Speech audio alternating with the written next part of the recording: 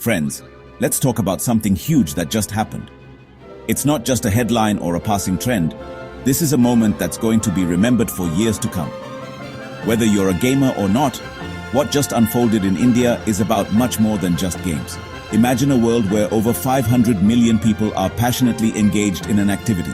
That's more than the population of most countries, all united by a single digital pastime. For many, gaming wasn't just a hobby. It was a way to connect, compete, and even dream of new careers. This was the reality of India's online gaming scene. Cafes buzzed with excitement, homes echoed with laughter and shouts, and friendships were forged in virtual worlds. The energy was electric and the possibilities seemed endless. The Indian gaming industry was on an unstoppable trajectory, projected to become a multi-billion-dollar giant. Startups were booming, investors were pouring in money, and India was quickly becoming a global hotspot for gaming innovation and talent. Then, almost overnight, the game changed.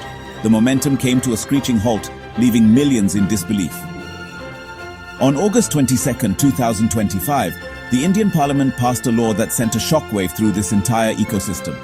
The news spread like wildfire, dominating conversations everywhere from college campuses to corporate boardrooms. The Promotion and Regulation of Online Gaming Act 2025 wasn't just a minor tweak to the rules, it was a complete system reboot. The government was making it clear, the status quo was no longer acceptable. The vibrant world of Indian online gaming was suddenly forced to hit the pause button, leaving everyone, from pro gamers to casual players, wondering what would happen next.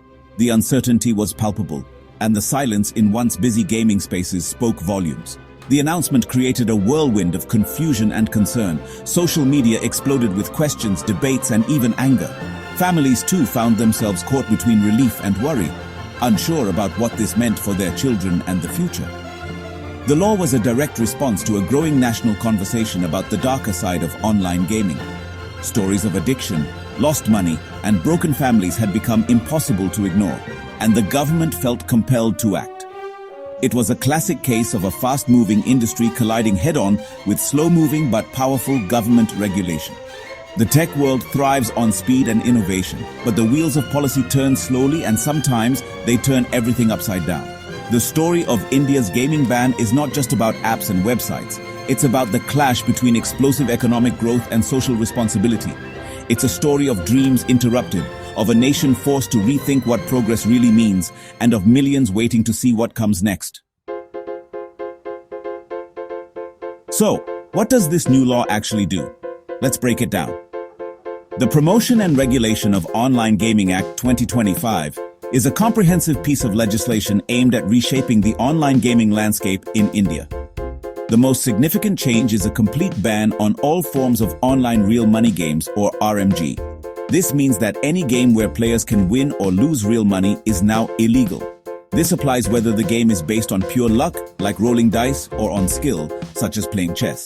The law makes no distinction between the two. This blanket ban directly targets some of the most popular and profitable apps in the country. Apps that have millions of users and generate significant revenue are now facing shutdown. Services that offered paid fantasy sports, which were hugely popular, are now outlawed. This includes apps where users could create fantasy cricket teams and win money based on real match outcomes. The law also prohibits banks and payment gateways from processing any transactions related to these banned gaming activities. This means that even if someone tries to play, they won't be able to deposit or withdraw money. But the law isn't just about banning things, it also clarifies what is permitted. For instance, games that are played purely for fun and social interaction are still allowed. All online social games played purely for entertainment and recreation are perfectly fine. This includes casual games like quizzes, puzzles, and traditional board games played on digital platforms. Furthermore, the traditional video games industry remains untouched. Competitive gaming and esports, which have been growing rapidly in India, are not affected by this law. One of the most interesting parts of the new law is how it targets the ecosystem around banned games. This includes influencers and promoters who advertise these games. The message from the government is clear. Not only is playing with stakes illegal, but encouraging others to do so is also a serious crime. This comprehensive approach aims to curb the entire network supporting illegal gaming activities. Why did the government decide to drop such a heavy hammer on the online gaming industry? The official reasoning points to addiction, financial devastation, and the rise of associated crime. Stories have emerged about the growing problem of gaming addiction, particularly among the youth. The financial consequences were becoming impossible to ignore, with individuals and families falling into deep financial distress. The law aims to dismantle the infrastructure that supports these criminal enterprises and regain control over the flow of digital money. The moment this law was announced, it split the country into two distinct camps. Supporters of the act have hailed it as a landmark piece of legislation.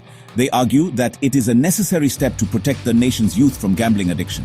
Furthermore, this group believes the law brings much-needed clarity and legitimacy to the digital landscape. On the other side are the critics, composed of gaming companies and tech investors. Their primary argument is that the law fails to distinguish between games of skill and games of chance. The economic fallout is the critics' biggest fear, with major companies announcing massive layoffs. Critics also warn of an unintended consequence driving users towards illegal offshore betting websites. They argue that regulation, not prohibition, was the smarter path forward. For the average gamer in India, the digital playground looks very different. The most immediate change is the disappearance of real money gaming apps. While users themselves are not penalized, the platforms offering these services are. For the companies that built empires on real money gaming, the change is catastrophic. Firms like Dream11 and MPL are now facing an existential crisis. The world of social media influencers is also undergoing a major transformation. For years, gaming influencers earned a substantial income by promoting RMG platforms. That entire revenue stream has now vanished. Influencers must now be extremely careful about the brands they partner with. The industry's new mantra is compliance, forcing everyone to adapt. While the ban on real money gaming has cast a shadow, it has opened a bright new dawn for esports. The official recognition of esports as a legitimate competitive sport is a game changer. This new status unlocks a level of support that was previously unimaginable. Esports will now be governed under the National Sports Governance Act. This formal recognition moves esports into a structured, professionalized career path. The law defines permitted esports as competitive, skill-based video games. With regulatory uncertainty lifted, corporate sponsors will likely invest in tournaments and teams. The government's decision to champion esports signals a future where Indian youth are competing on the world stage. As the dust settles, the Indian gaming community stands at a crossroads, facing a future filled with both uncertainty and opportunity. The choices made now will shape not just the industry, but the lives of millions of passionate gamers across the country. The immediate aftermath is painful, with massive job losses and erased investments. For many, dreams have been put on hold, and the sense of loss is palpable in the corridors of once bustling offices. However, this regulatory reset forces the industry to mature and evolve. Companies must now innovate, adapt to new rules, and find creative ways to survive in a changing landscape. The official endorsement of esports could position India as a global hub for digital sports, attracting international attention and investment. This could open doors for young talent and create new career paths that were previously unimaginable. The big question is whether this move will make the gaming ecosystem safer or drive risky behavior underground. Parents and players alike are left wondering if the new rules will truly protect them or simply push problems out of sight. Determined users may migrate to illegal offshore platforms, exposing themselves to greater risks. The shadowy world of unregulated gaming could grow, making it harder to ensure player safety and fair play. The success of the act will depend on the government's ability to enforce the ban effectively. Strong oversight, technological vigilance, and public awareness will be crucial in shaping the outcome. Ultimately, is this game over for India's digital ambitions, or is it a strategic level up? The answer lies in how the nation navigates this pivotal moment. The Promotion and Regulation of Online Gaming Act is a bold experiment in digital governance, setting a precedent for how technology and society can coexist in a rapidly evolving world. The future of gaming for 500 million Indians hangs in the balance, waiting for the next level to load. The choices made today will echo for years, shaping the destiny of India's digital generation.